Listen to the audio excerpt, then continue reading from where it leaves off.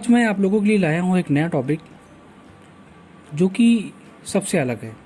हमने interior designing करना सीखा है मैक्स में, स्केचअप में। हमने एक्सटीरियर डिज़ाइनिंग करना सीखा है स्केचअप में और 3ds मैक्स में।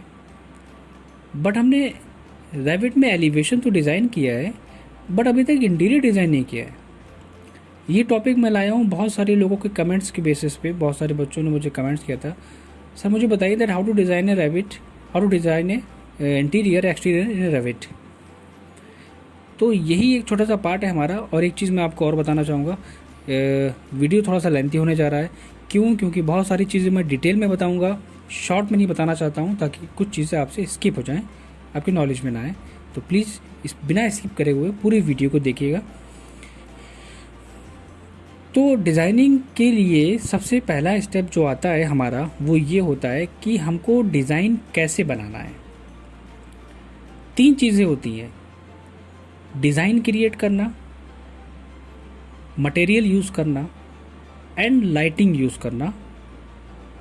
तो पहला स्टेप तो रेविट में आता है। Then how to design a interior या exterior in a Revit.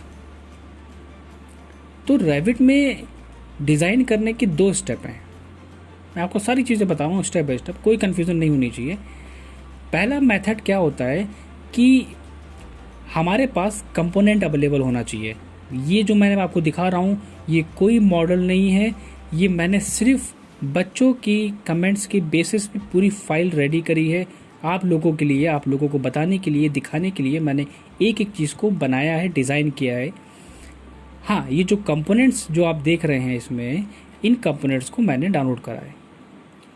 Cabinets design कर सकते हैं, बेसिक चीज़ें डिज़ाइन कर सकते हैं, बट जो माइनर चीज़ें होती हैं, बहुत ज़्यादा टिपिकल चीज़ें होती हैं, उनको हम लोगों को मॉडल के थ्रू इंपोर्ट कराना ही होता है।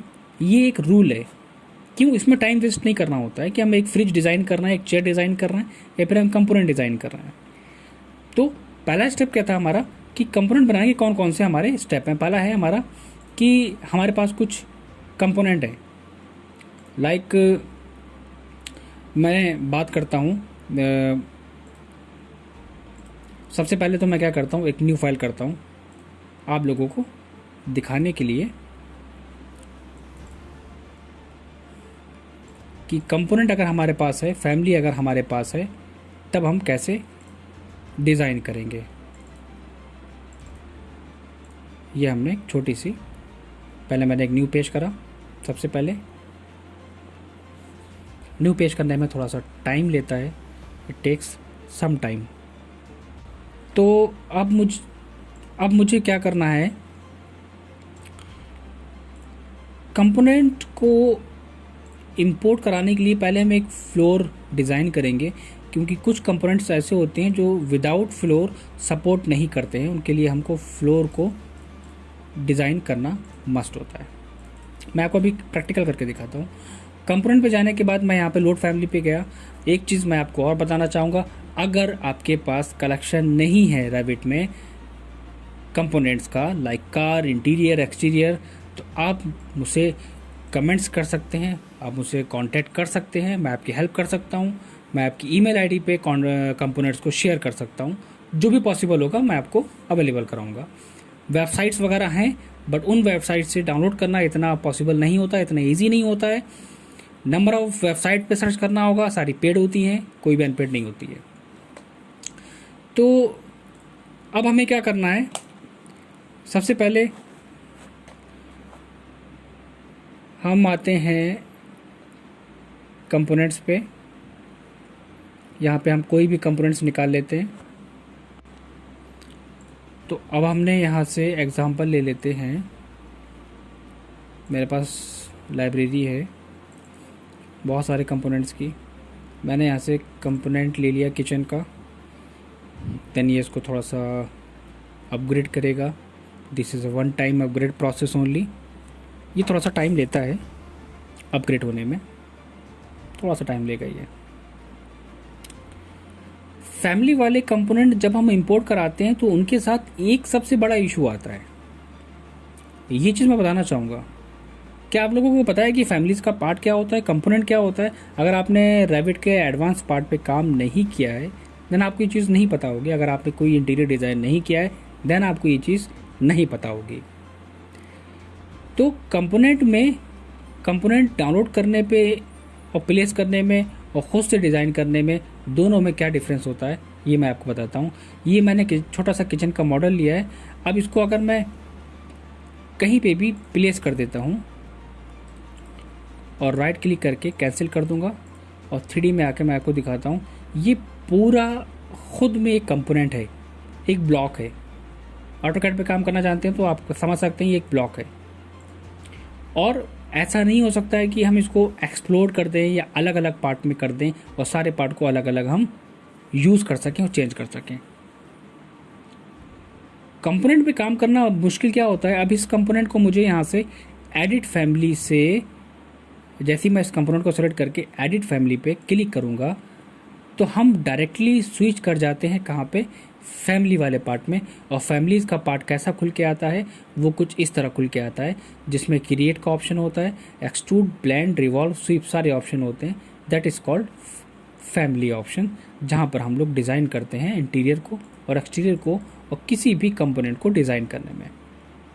तो जैसे ही मैंने फैमिलीज़ को एडिट करा तो हमने क्या देखा कि हमारा अलग अलग पार्ट हो गया। अब हमारा जो मैंने किचन आपको दिखाया था वो किचन हमारा अब अलग अलग पार्ट में शो हो रहा है। किसी भी कंपोनेंट को सेलेक्ट कर रहा हूँ वो अलग अलग शो हो रहा है, किसी को भी सिलेक्ट कर रहा हूँ वो अलग अलग डिलीट कर सकते हैं, उसको यूज़ कर सकते हैं। ठीक है, पहली चीज़ तो ये हो गई कि कंपोनेंट पे काम करना इतना मुश्किल क्यों होता है और क्या क्या दिक्कतें आती हैं। दूसरी दिक्कत क्या आती है कि अगर हम रेविट में मटेरियल यूज़ कर रहे हैं, लाइक मुझे इसका मटेरियल चेंज करना है तो इसको सेलेक्ट करके मैं यहाँ से डायरेक्टली चेंज कर सकता हूँ मटेरियल को। बट अगर मैं इस पर वीरे मटेरियल यूज़ करूँगा तो वो मटेरियल अलग अलग कंपोनेंट पे यूज़ नहीं होता है इतनी जल्दी, जब तक हम उस कंपोनेंट को अलग से डिज़ाइन ना करें। पहली चीज़, किसी भी कंपोनेंट को यूज़ करने का मतलब क्या हुआ कि उस कंपोनेंट को अलग करना, उसकी फैमिलीज़ को अलग करना और उसके मटेरियल को वीरे में ले जाके चेंज करना पॉसिबल नहीं होता है, बहुत टाइम टेकिंग होता है। ये चीज़ मैं आपको बताना चाहूँगा। तो मोस्टली लोग क्या करते हैं, छोटे कंपोनेंट यूज़ करते हैं और डिज़ाइन खुद क्रिएट करते हैं फैमिलीज़ में जाके। ठीक है, तो ये तो हो गया पार्ट कि कंपोनेंट को अगर मैं कंपोनेंट पे काम करना चाहूँ तो प्रॉब्लम्स क्या क्या आती हैं और किन किन चीज़ों को हमें फेस करना होता है। तो लाइब्रेरी का कंपोनेंट का यूज़ वहाँ पे करो जहाँ पे छोटे छोटे से ऑब्जेक्ट हों। जैसे मैंने ये डिज़ाइन करा है, लाइक ये लाइटिंग यूज़ करी है, ये चेयर यूज़ करा है कंपोनेंट में, और ये फ्रिज वगैरह हो गया, ओवन वगैरह हो गया, और ये हमारा डस्टबिन हो गया, और ये मिक्सर हो गया। ठीक है, तो जैसे कि आप लोगों ने हमारा थंबनेल देखा है, वही मेरा थंबनेल ही एक्चुअल व्यू है। मैं आपको दिखाना चाहूँगा वही हमारा व्यू है जो हमने बनाया है, जो हमने डिज़ाइन करा है आपके लिए। ऐसा नहीं है कि थंबनेल मैंने लगा दिया कोई डाउनलोड करके गूगल से इमेज और दिखा रहा हूँ बना के कि हाँ ये ऐसा बनेगा। नहीं, जो एक्चुअल चीज़ मैं बना थंबनेल में यूज़ करता हूँ वो मैं आप लोगों को शेयर करता हूँ। तो वीरे में इंटीरियर, लाइटिंग और मटेरियल यूज़ करने के बाद कुछ इस तरह हमारा व्यू आएगा। मैं ये तो नहीं कहता कि ये बहुत ही अच्छा है, बहुत ही रियलिस्टिक है। मैक्स के कंपैरिजन में मैक्स का काफ़ी अच्छा आता है, बट इसको मैं बुरा भी नहीं कह सकता। आप खुद डिसाइड कर सकते हो कि एकदम रियलिस्टिक, कुछ रियलिस्टिक लुक हमारा दे रहा है लाइटिंग का। अब आप सोच रहे होंगे कि आपने ये लाइट सर सीलिंग में कोव लाइट कैसे यूज़ करी है, डिस्क लाइट कैसे यूज़ करी है, कैबिनेट के बॉटम में लाइट कैसे यूज़ करी है, मटेरियल इतना ग्लॉसी कैसे आ रहा है, इतना रियलिस्टिक कैसे आ रहा है, हर एक ऑब्जेक्ट को आपने इतना क्लियर कैसे शो कराया है, क्या क्या प्रोसेस है। माइंड में बहुत सारे क्वेश्चन चलते हैं। क्यों? क्योंकि हम भी इसी स्टेज से गुजर चुके हैं और जो हमने फेस किया है। तो पहली चीज़ आती है हमारी डिज़ाइनिंग की। मैंने कहा था वीडियो आपका बहुत ज़्यादा थोड़ा सा लेंथी हो जाएगा, प्लीज़ स्किप मत करिएगा, एक एक पार्ट को देखिएगा। तो मैंने कंपोनेंट को डिज़ाइन करा है फैमिलीज़ में। तो मैं इस वीडियो में तो आपको नहीं बता सकता, पॉसिबल नहीं है कि किचन डिज़ाइनिंग कैसे मैंने करी है। ये मैं अपने नेक्स्ट पार्ट में ज़रूर मेंशन करूँगा। वो पूरा पार्ट मैं आपके लिए लाऊंगा कि how to design a interior in Revit. तो मटेरियल मैंने कैसे यूज़ करा है, पहली चीज़ तो मैं आपको ये बताऊंगा। लाइक हमारे पास कंपोनेंट है, ये कैबिनेट हो गए टॉप के और ये बॉटम के। जो हमारे बॉटम के कैबिनेट हैं इनका कलर मैंने चेंज कर दिया है। मैं दोबारा से उस इमेज को ओपन करूँगा और आपको कलर्स के बारे में बताऊँगा ओपन करके वीरे के। तो इमेज में आपने क्या देखा, इमेज में देखा आपने ये वाइट का है हमारा, और ये वुडन है, स्टील है, क्लॉथ फैब्रिक है हमारा, ये वुडन फ्लोर हो गया, वाइट सीलिंग हो गई हमारी, कोव लाइट वगैरह हो गई। तो सबसे पहले हमने क्या करा, प्रोसेस नंबर 1 हमारा क्या था, सबसे पहला स्टेप था मटेरियल को क्रिएट करना। मैं पॉइंट हाईलाइट करता हुआ चल रहा हूँ। नंबर 1 पॉइंट है how to create a material in V Ray. पहला स्टेप क्या होता है, वीरे पे आते हैं, और वीरे पे आने के बाद जब आपका ये ऑप्शन ऑफ होता है तो आप इसे ऑन कर लेते हैं, और आपके ऑन होने के बाद कुछ इस तरह से आपके यहाँ पे बार्स में नज़र आते हैं। यहाँ पे आपको 2 ऑप्शन नज़र आएंगे, एसेट एडिटर और अपीयरेंस मैनेजर। एसेट एडिटर पहले यूज़ करते हैं, अपीयरेंस मैनेजर बाद में यूज़ करते हैं। एसेट एडिटर पे क्लिक करने के बाद हमारे पास एक ऑप्शन आ जाएगा वीरे एसेट एडिटर। मैं आप लोगों को बताना चाहूँगा कि रैविट में जो मटेरियल्स दिए जाते हैं बहुत ही अच्छी क्वालिटी के होते हैं, और दूसरी चीज़, अगर आप मटेरियल्स को क्रिएट ना करना चाहो, ना बनाना चाहो, तो आपको परेशान होने की ज़रूरत नहीं है। वीरे अपना खुद का मटेरियल लाइब्रेरी आपको प्रोवाइड कराता है। कि एग्ज़ाम्पल लेते हैं, मुझे वुड यूज़ करना है, तो मैं जैसे ही वुड पे क्लिक करूँगा तो हमारे पास वुड की सारी कैटेगरीज आ गई। आप देख सकते हैं यहाँ पे हर एक। यूज़ करने का प्रोसेस क्या होता है, यूज़ कैसे करते हैं, सीन में कैसे ऐड कराते हैं, मैं एक छोटा सा स्टेप बताता हूँ। किसी भी मटेरियल को सेलेक्ट करने के बाद उस पर क्लिक करेंगे, उस पर राइट क्लिक करेंगे, और राइट क्लिक करके कर देंगे हम ऐड टू सीन। जैसे हम इसको ऐड टू सीन करेंगे तो वो मटेरियल हमारा इस मटेरियल लिस्ट में ऐड होके आ जाएगा। अब ऐड टू सीन करने के बाद वो हमारा पहले तो आ जाएगा इस सीन में ऐड होके, उसका नाम, जैसे कि थोड़ा सा टाइम लिया इसने, लेकिन यहाँ पे आ गया फ्लोरिंग लैमिनेट सी नैरो 250 सेंटीमीटर। यहाँ पे एक प्रीव्यू का बॉक्स आता है जो कि अभी हमारे में नहीं शो करा रहा है। कभी कभी प्रॉब्लम्स करता है, जब आपकी कॉन्फ़िगरेशन लो होती है लैपटॉप की तब वो थोड़ा सा टाइम टेकिंग होता है, शो कराता है प्रीव्यू, थोड़ी देर बाद शो कराता है, तो इसकी कोई प्रॉब्लम, कोई इशू नहीं है इसका। तो मैंने ऐड टू सीन करा, हमारे पास मटेरियल आ गया, आपने सेलेक्ट करा, सेलेक्ट करने के बाद आप इसको रीनेम कर सकते हो, और आप इसका नाम चेंज कर सकते हो इसको इस तरह। ठीक है, इसको मैं डिलीट कर देता हूँ। तो एक चीज़ आप लोगों को क्लियर हो गई होगी कि वीरे के जो बाय डिफ़ॉल्ट मटेरियल्स हैं उनको यूज़ कर सकते हैं, और कैसे अप्लाई करेंगे वो नंबर 2 स्टेप है, हम बाद में बात करेंगे। ठीक है, पहले स्टेप से हम वापस आते हैं। तो अब मैंने वीरे के खुद के मटेरियल जो उसने प्रोवाइड कराए, मैंने उनको यूज़ नहीं करा है। मैंने सारे मटेरियल्स जो हम इस इमेज में देख रहे हैं उन सारे मटेरियल्स को मैंने खुद से क्रिएट करा है। कैसे, पहले हम बात करते हैं, जैसे कि मैंने यहाँ पे कुछ मटेरियल स्लॉट बनाए हैं आप लोगों के लिए समझाने के लिए। पहला स्लॉट है हमारा, यहाँ पे दिया होगा वुड कैबिनेट। ये वुड कैबिनेट कौन सी बात कर रहा हूँ मैं, ये जो टॉप और बॉटम में कैबिनेट दिए हैं मैं इनकी बात कर रहा हूँ। इन वुड कैबिनेट में मैंने क्या करा है, स्लॉट लिया है। कैसे लिया है, यहाँ बॉटम में एक ऑप्शन आ रहा है क्रिएट एसेट का। एसेट पे क्लिक करने के बाद यहाँ पे 3 ऑप्शन आएंगे, ज्योमेट्रिक, टेक्सचर और मटेरियल। आपको मटेरियल ऑप्शन पे आने के बाद डायरेक्टली आना है जेनेरिक मटेरियल पे। बाकी दिए तो बहुत सारे हैं, ठीक है, अभी इसका यूज़ मेरा नहीं है तो इसलिए मैं इसको यूज़ नहीं करूँगा। मैं जेनेरिक पे क्लिक कर दूँगा। क्लिक करने के बाद वो ऑटोमेटिक इस लिस्ट में ऐड करके हमें एक नया स्लॉट दे देगा। स्लॉट ऐड होने के बाद हम उस पर राइट क्लिक करेंगे और रीनेम कर देंगे, लाइक आप जो भी यूज़ करोगे, हमने कहा कैबिनेट एंड मटेरियल। एंटर कर देंगे, हमारा कैबिनेट मटेरियल यहाँ पे रेडी हो गया। ठीक है, मैं इसको डिलीट कर देता हूँ।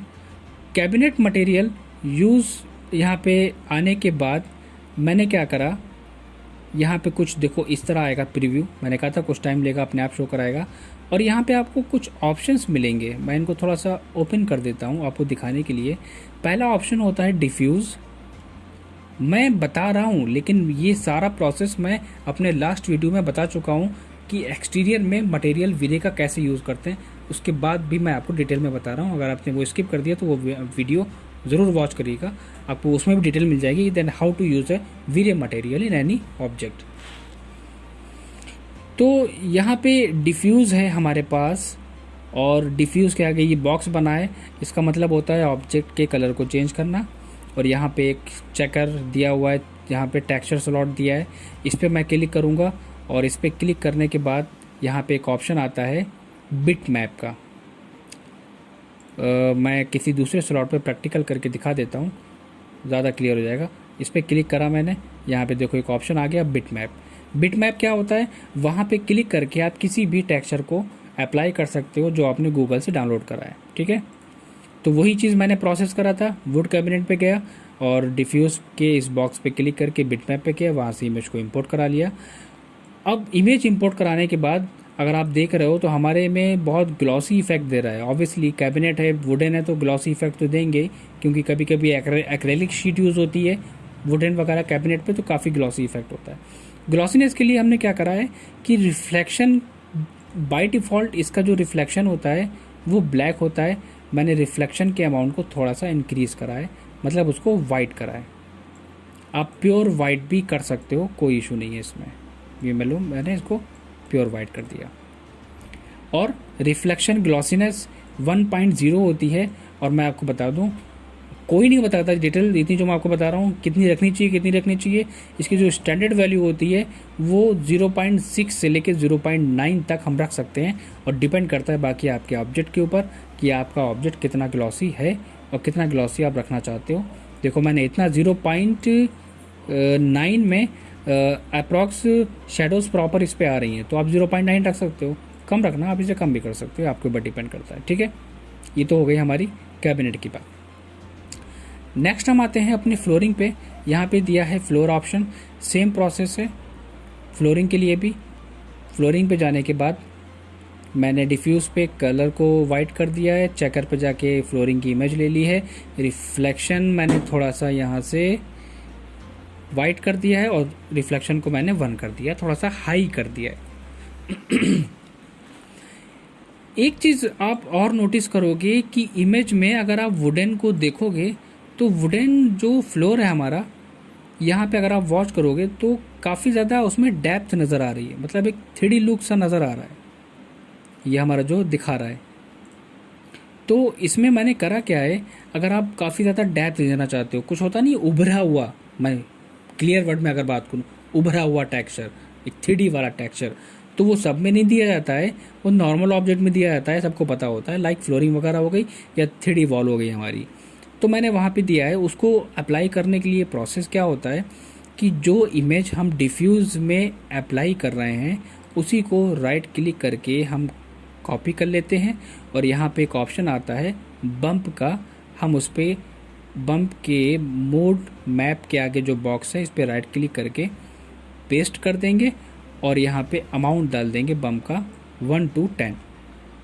इससे बेनिफिट क्या होता है, जो टेक्सचर होता है थोड़ा सा उभर के आता है, लगता है कि हाँ ये एक रियलिस्टिक वुडन हमने दिया है इसमें। तो आप अपने ज़रूरी नहीं है कैबिनेट में भी दे सकते हो और फ्लोरिंग में भी दे सकते हो, इसमें कोई थंब रूल नहीं है कोई इसमें, आप ये चीज़ मैं बताना चाहूँगा। ये दोनों चीज़ें होगी हमारे पास, ठीक है, फ्लोरिंग होगी हमारे पास और फ्लोरिंग हो गई, कैबिनेट हो गए। अब वाइट वाले मटेरियल पे आते हैं। तो वाइट मटेरियल के लिए हमने यहाँ पे देखो दिया होगा वॉल पेंट। वॉल पेंट पे आने के बाद यहाँ पे हमने डिफ्यूज़ को वाइट कर दिया है, इमेज को नहीं इंपोर्ट कराया है, डिफ्यूज़ को वाइट कर दिया है, रिफ्लेक्शन को मैंने यहाँ से टच नहीं करा है, ठीक है। अच्छा, एक चीज़ मैं और बताना चाहूँगा कि हमारी जो वॉल है इसमें कुछ डॉटेड सा नज़र आ रहा है, कुछ नॉइज़ सी नज़र आ रही है। वो नॉइज़ हमारी इमेज में नहीं है, वो नॉइज़ मैंने खुद से ऐड करी है। अब वॉल है, कंक्रीट वॉल है, तो मैं चाहता था उसमें कुछ नॉइज़ हो तो एक लगे वॉल है। प्लेन मटेरियल लगा देंगे तो वो फेक लगेगा। चीज़ों को डिटेल कैसे देना है वो आपके ऊपर डिपेंड करता है। मैंने क्या करा है, मैंने रिफ्लेक्शन के स्लॉट में जाके यहाँ से ऐड करा लिया था नॉइज़। अब नॉइज़ लेने के बाद नॉइज़ का साइज़ देखो मैंने क्या रखा है 0.002, आप 0.001 भी कर सकते हो। इमेज हमारी थोड़ी थोड़ी प्रीव्यू हो रही है, अगर थोड़ा सा टाइम ना लेता ये प्रीव्यू होने में तो मैं आपको और भी डिटेल में दिखाता। तो नॉइज़ को कम रखेंगे ज़्यादा बेटर है, नॉइज़ को बड़े रखेंगे तो लगेगा क्लाउड जैसा लगेगा। अब देखो जैसा कि नॉइज़ हमारी बन की प्रीव्यू हो रही है, मैं कर देता हूँ 1, अगर यहाँ से मैं कर भी देता हूँ तो नॉइज़ हमारी काफ़ी ज़्यादा बड़ी आएगी और प्रीव्यू भी नहीं हो पाएगी सही से, इसलिए तो मैं इसको स्किप कर देता हूँ, 0.002 ही रहने देता हूँ। यहाँ से बैक आ गया, ठीक है। वॉल वगैरह के लिए आपको क्या करना है, वॉल के लिए आपको डिफ्यूज़ में कलर चेंज करना है पहली चीज़। रिफ्लेक्शन के स्लॉट पे जाके आपको वहाँ से नॉइज़ वाला ऑप्शन ले लेना है, नॉइज़ को कर देना है 0.002, बाकी रिफ्लेक्शन नहीं देना है क्योंकि वॉल हमारी इतनी कोई लाइट ग्लॉसी नहीं होती है जो शाइनिंग करेगी। इसके बाद अगर हम देखेंगे अपने ऑब्जेक्ट में, ये हैंडल्स मैंने क्रोम दिए हैं, तो हैंडल्स क्रोम देने के लिए मैंने इसमें शो नहीं कराया है, मैंने कोई मटेरियल क्रिएट नहीं करा है, मैंने वीरे की लाइब्रेरी में से ही बनाया है। यहाँ पे दिया हुआ है मेटल और यहाँ पे मेटल की सारी कैटेगरीज़ है, आपको बनाने की ज़रूरत नहीं है, वो ख़ुद अवेलेबल कराता है। आप यहाँ से किसी भी मटेरियल को राइट क्लिक करके ऐड टू सीन कर सकते हो और अपने स्लॉट में यूज़ कर सकते हो। वही चीज़ मैंने यहाँ पे भी करी है और उसमें कोई चेंजेस भी नहीं करना है, मैं आपको बताना चाहूँगा। सेंटर टेबल हमारी वाइट है, अगर हम बात करें ये टेबल की मटेरियल है। डिफ्यूज़ दिया है हमने वाइट और रिफ्लेक्शन मैंने वाइट कर दिया है। क्यों, मैं चाहता था कि हमारी टेबल भी थोड़ा सा ग्लॉसी लगे, ऑब्वियसली वाइट है, थोड़ा सा मैं ग्लॉसी इफेक्ट देना चाहता था इसको शाइनी, तो मैंने इसमें क्या करा है, डिफ्यूज़ को वाइट कर दिया है, कलर वाइट, और उसका जो रिफ्लेक्शन आएगा वो भी वाइट आएगा और रिफ्लेक्शन अमाउंट कर दिया है 1.0। क्रोम फैब्रिक पैटर्न यूज़ करा है मैंने किस पे, इस चेयर पे यूज़ करा है फैब्रिक पैटर्न, और फैब्रिक पैटर्न को यूज़ मैंने करा है इसी वीरे की इनबिल्ड मटेरियल लाइब्रेरी से। यहाँ पे फैब्रिक दिया हुआ है और मैंने जो चेयर पे यूज़ करा है मैं आपको दिखा भी सकता हूँ, मैंने चेयर पे इन्हीं स्लॉट में से मटेरियल्स को यूज़ करा था, अप्लाई करा था अपने ऑब्जेक्ट पे, इस वाले स्लॉट को, फैब्रिक पैटर्न D01 को कुछ नहीं करा था, उसको ऐड करने के बाद डायरेक्टली अप्लाई कर दिया, बाकी कोई चेंजेस नहीं करे थे हमने इसमें। फिर बात आती है ट्रीज़ की, ट्रीज़ हमने यहाँ से रिमूव कर दिए हैं, अपनी इमेज में नहीं दिखाया है क्योंकि ट्रीज़ अगर आप ट्रीज़ में लगा रहा था तो ट्रीज़ के बहुत सारे कंपोनेंट थे, अलग अलग पार्ट थे, तो उनको मुझ सबको चेंज करना होता, इसलिए मैंने उसको स्किप कर दिया। अब आती है बात इन डिस्क लाइट की और कैबिनेट लाइट की। वीरे रेविट में लाइटिंग सोर्स नहीं दिया होता है, रेविट में नहीं होता है कि आपने ली लाइट और इसके कैबिनेट के नीचे लगा दी, इसमें ऑप्शन नहीं है। या तो आप लाइट के मॉडल को डाउनलोड करो और देन प्लेस करो अपने कैबिनेट के बॉटम में। अगर वो भी अवेलेबल नहीं है तो उसके बाद का ये पॉइंट मैं बता रहा हूँ और ये बहुत ईजी रहेगा आपके लिए। सबसे पहले हमने क्या करा था, मैंने फैमिलीज़ में जाके वहाँ पे एक शेप क्रिएट कर लिया था, जैसे कि आप ये देख रहे हैं यहाँ पे, ये हमारे पास बना हुआ है, छोटे से बॉक्स बने हुए हैं यहाँ बॉटम में लाइटिंग के लिए। अगर मैं एडिट करके आपको दिखाऊं तो ये देखो एक छोटा सा बॉक्स ये लाइट के लिए बनाया था, ये छोटा सा बॉक्स बनाया था कहाँ पे जाके, फैमिलीज़ में एक्सट्रूड ऑप्शन से। मैं फिर से रिपीट कर रहा हूँ, मैं नेक्स्ट वीडियो में सारी चीज़ें आपको बताऊँगा, इसलिए परेशान ना हो। तो बॉक्स लगाने के बाद वीरे में एक बहुत ही प्लस पॉइंट है कि उसने लाइटिंग तो नहीं दी बट लाइट सोर्स दे दिया मटेरियल का। मतलब क्या हुआ कि मैं एक मटेरियल यूज़ करूँगा जो लाइट की तरह वर्क करेगा, जैसे इसमें काम कर रहा है। कैसे, यहाँ पे देखो दिया हुआ है कैबिनेट बॉटम कोव लाइट, ये एक मटेरियल है, ये कोई लाइट नहीं है। और ये कहाँ मिलती है, इसी क्रिएट पे जाने के बाद यहाँ पे आपको एक ऑप्शन आएगा मटेरियल का और इसमें एक ऑप्शन मिलेगा इमेसिव। इमेसिव क्या करता है, इसका मतलब होता है ये एक लाइट सोर्स हमारा मटेरियल है, लाइटिंग ऑब्जेक्ट, लाइटिंग मटेरियल हमारे एक तरीके से कह सकते हो। ग्लो कहते नहीं, हाईलाइट करना किसी चीज़ को, ग्लो करेगा ये मटेरियल को। तो ग्लो का मतलब क्या हुआ, ये एज ए लाइट भी यूज़ करेगा और लाइट सोर्स भी देगा और इंटेंसिटी भी हमारी लाइट की कम या ज़्यादा वो भी करेगा। इमेसिव लेने के बाद हमारे पास कुछ ऐसा इंटरफेस आएगा। मुझे कुछ नहीं करना है, बस कलर देखो जो इमेज में दिख रहा है वही मैंने यहाँ पे कलर को अप्लाई करा है। उसकी इंटेंसिटी मतलब लाइट सोर्स मुझे कितना रखना है, मुझे रखना है 1.5। मैंने यहाँ से लाइट सोर्स ले लिया 1.5 और वहाँ पे जाके अप्लाई कर दिया। अप्लाई करने का प्रोसेस मैंने अभी नहीं बताया है, ठीक है, मैं बताऊँगा मैं भी आपको। और सीलिंग लाइट, ये जो आप डिस्क देख रहे हो, अगर मैं आपको दिखाऊं अपने मॉडल में, इन डिस्क को मैंने डाउनलोड नहीं करा है, इन डिस्क को मैंने बनाया है उसी फैमिलीज़ में जाके। और मैं आपको प्रैक्टिकल दिखाता हूँ। सेलेक्ट करने के बाद जैसे ही मैं एडिट पे जाऊँगा तो ऑटोमेटिक मॉडल हमारा फैमिलीज़ में आ गया। ये देखो, ये हो गया, एक सर्कुलर शेप हो गया और इसके अंदर हमने कट करके दूसरे ऑब्जेक्ट को ड्रॉ करा है मटेरियल के लिए। तो बाहर का जो लाइट है हमारा, जो राउंड वाली लाइट है हमारी, डिस्क लाइट है, डिस्क लाइट पे हमने यूज़ करा है क्या, सीलिंग लाइट राउंड इमेसिव हो गया, सीलिंग लाइट वाइट राउंड, मतलब इस पर हमने वाइट मटेरियल दिया है बाहर पोर्शन पे और इमेसिव मटेरियल यूज़ करा है मैंने कहाँ पे, अंदर वाले पोर्शन पे जो हमारा वाइट कलर है और 5 इंटेंसिटी के साथ। अब बात आती है हमारी इसकी, जो सीलिंग में कोव लाइट दी है हमने। कोव लाइट के लिए हमने सीलिंग में एक अलग से प्रोफाइल बनाई है ताकि हम उस पर मटेरियल अप्लाई करें। सीलिंग पे तो नहीं यूज़ कर सकते क्योंकि वो मटेरियल पूरी सीलिंग पे, पूरे ऑब्जेक्ट पे अप्लाई होगा। तो मैंने क्या करा कि मैं फैमिलीज़ में गया और फैमिलीज़ में जाने के बाद मैंने इस ऑब्जेक्ट को यहाँ से स्वीप कमांड के थ्रू बना लिया।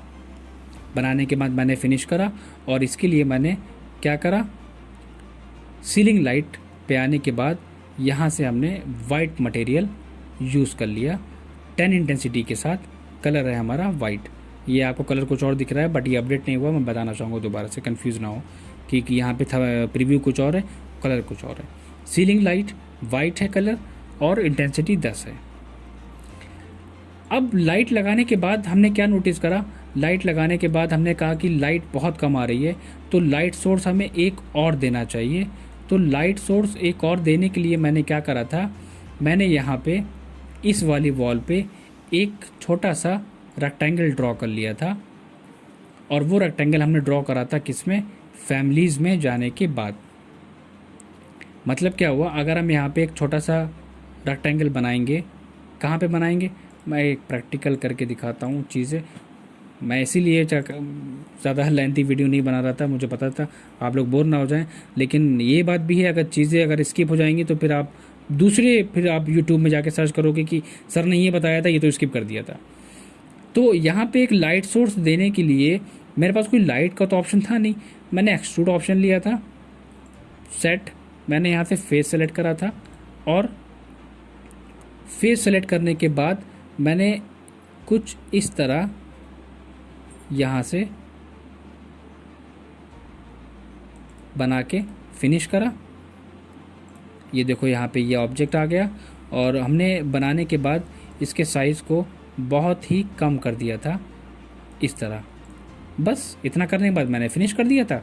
फिनिश करके मैंने यहाँ पे जो मटेरियल बनाया था वाइट मटेरियल, उसी ऑब्जेक्ट पे अप्लाई कर दिया। तो एक ऐसा क्या होता है, इसका मतलब होता है कि ये लाइट इफ़ेक्ट पूरे में कवर करेगा। मतलब कि जिस तरह अगर आप इमेज देख रहे हो ना हमारी, तो ऐसा क्या लगेगा कि हाँ यहाँ से भी लाइट पूरे में इफ़ेक्ट दे रही है।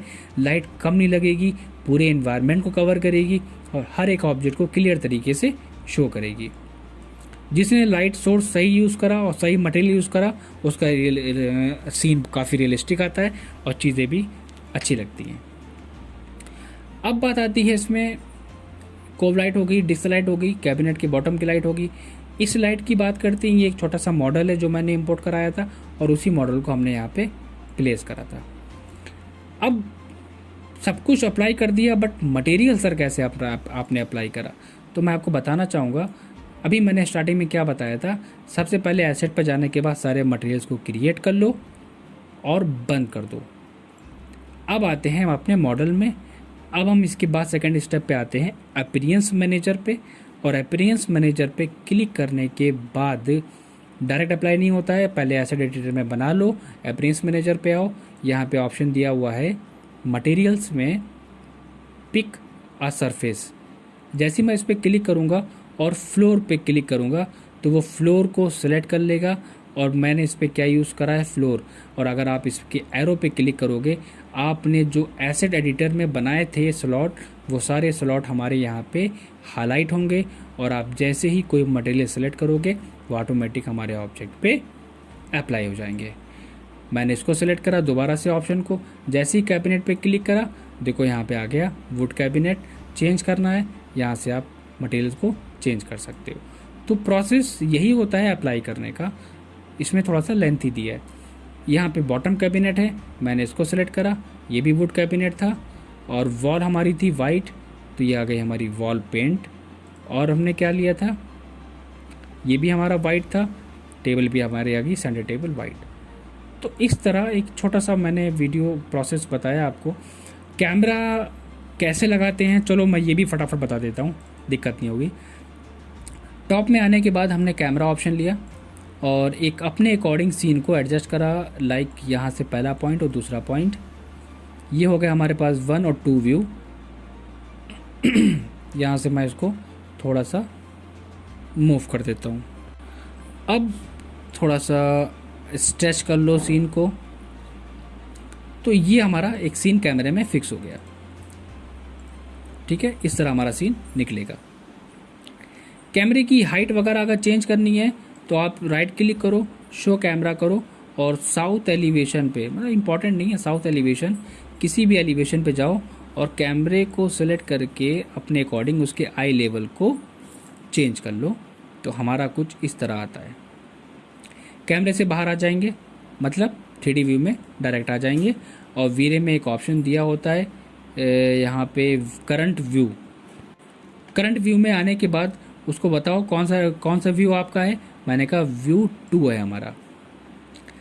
अब सबसे इम्पॉर्टेंट चीज़ बताने जा रहा हूँ, वो होती है रेंडर सेटअप। रेंडर सेटअप में क्या होता है, रेंडर सेटअप हमारा आता है यहाँ पे सेटिंग्स में एक ऑप्शन आता है, सेटिंग्स के ऑप्शन पे आएंगे, और क्या क्या सेटिंग हमें रखनी चाहिए ये मैं आपको डिटेल में नहीं बता सकता, वही चीज़ वीडियो लेंथी जाएगी।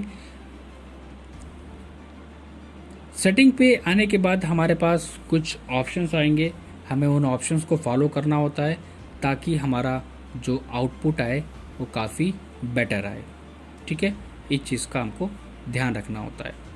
तो उनमें हमारे क्या क्या ऑप्शंस होते हैं, उन ऑप्शंस के बारे में हम बात करते हैं, उनकी सेटिंग्स के बारे में हम बात करते हैं।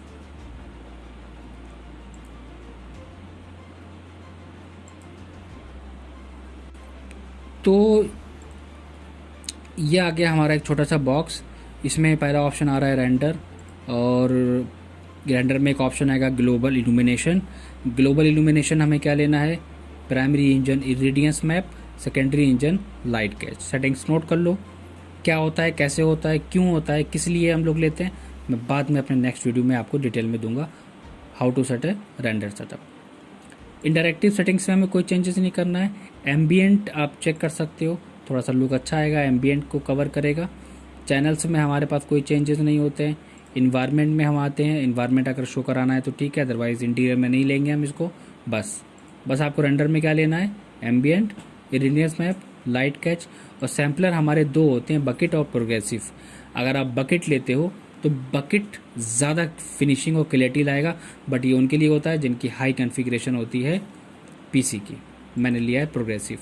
दूसरी चीज़ हाई क्वालिटी है, यहाँ पे आप क्या लोगे, लो मीडियम हाई, अपने पीसी के कॉन्फ़िगरेशन के अकॉर्डिंग। मैंने यहाँ से ली थी मीडियम, आप हाई ले सकते हो और अच्छी क्वालिटी आएगी।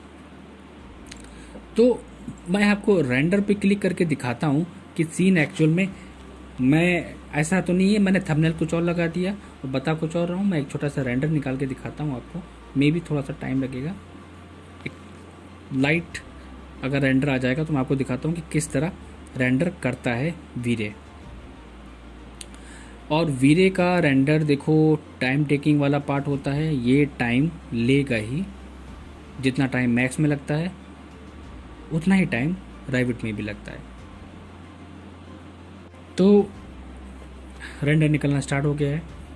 कुछ इस तरह हमारा रेंडर यहाँ पे शो करता है जब स्टार्टिंग करेंगे आप। तो मैं कंप्लीट रेंडर तो नहीं दिखा सकता आपको, मैंने छोटा सा एग्जांपल दिखा दिया है कि फाइनल आउटपुट कैसा निकल के आता है।